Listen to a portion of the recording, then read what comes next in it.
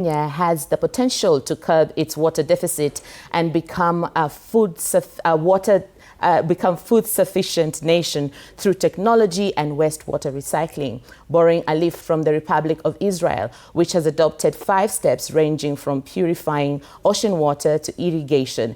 Kenya could transform its water management. Our reporter Willie Dennis Njiru is joined in Naivasha by Israel's ambassador Gideon Behar for insights on what Kenya can learn in tackling this challenge. Thank you very much, our studios in the capital city. It is indeed a very good afternoon here in Naivasha, and the wise man said, Maji ni uhai. And today we are delighted to have the Israel ambassador to Kenya, Mr. Behar, who is going to be shedding us light on snippets on what we must do right as a country so that we can be able to scale up on agriculture and water potential in the country in an area where it is regarded as a water deficit, way much better here in the equatorial, but we are lagging behind in reference to this. Sir, you could join us, maybe for those who do not know you, tueleze majina na tueleze kidogo kuhusu mambo ya Israel. Okay. Hamjambo, jina langu ni Gideon Behar, mimi ni balozi wa Israel katika nchi Kenya. Kama balozi wa Israel ninataka kufanya kazi katika maeneo ingine. Eneo ni muhimu sana, ni eneo ya maji kwa sababu maji ni uhai. So on a quick one, because we don't have much time, tell us, you have mentioned about 5 key points that you are using to be able to harness agriculture and to ensure that all water is utilized from the ocean water. You can begin there. Yes, you know, the Israeli water system is actually a circular water system. It is a closed system, one system that serves the whole country. We start by desalinizing water in the sea for drinking. Later on, this water is being used in the cities. After that, all the sewage water is being collected and treated. We purify 97% of all sewage water in Israel. This is a world record. Also, desalination is another world record in Israel. Reverse osmosis, which is used today worldwide for desalination, was invented in Israel.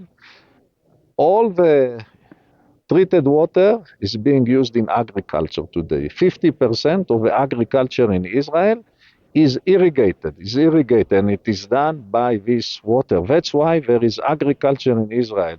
So we don't waste even one drop of water.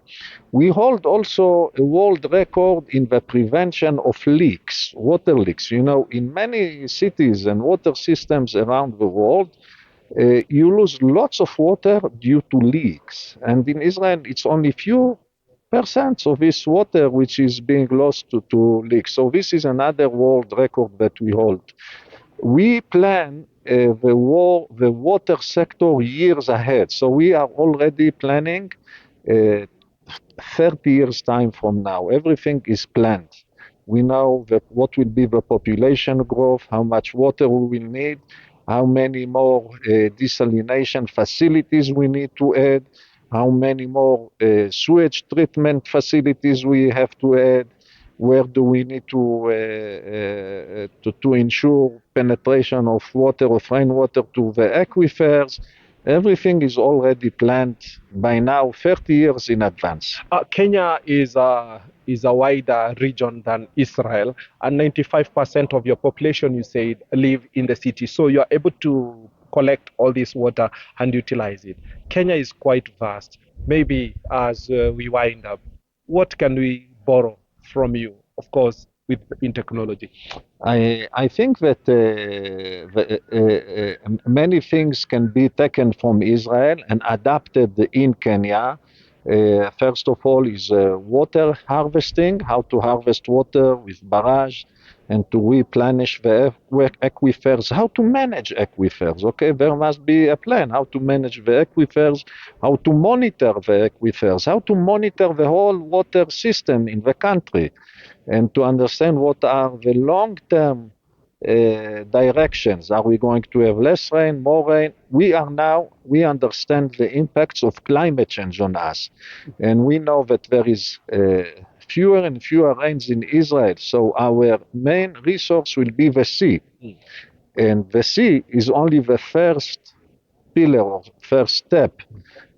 Everything, every water, every drop of water will be used and reused.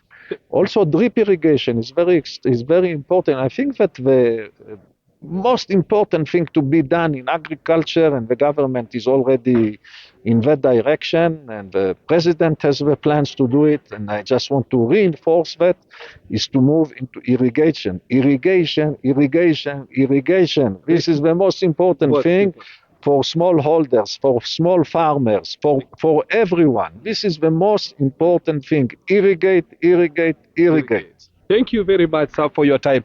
Picture this before I hand it over back to the studios. The Sea of Galilee, they are actually replenishing it? Yes, with desalinated water, because the sea levels are going down because of climate change. And if we don't bring additional water to it, everyone will be able to walk on the seafloor and not on the water as Jesus did in the Bible. So we are bringing desalinated water from the Mediterranean Sea to the Sea of Galilee. Thank you very much. Thank you very much. That is Ambassador Gideon Behar, the ambassador of Israel here in the country. Well said. Only time limits, but too much insights to borrow a leaf from Israel. In our subsequent bulletin, we will be bringing you a comprehensive coverage on what he had to say earlier on. I take it back to you in our studios in the capital city.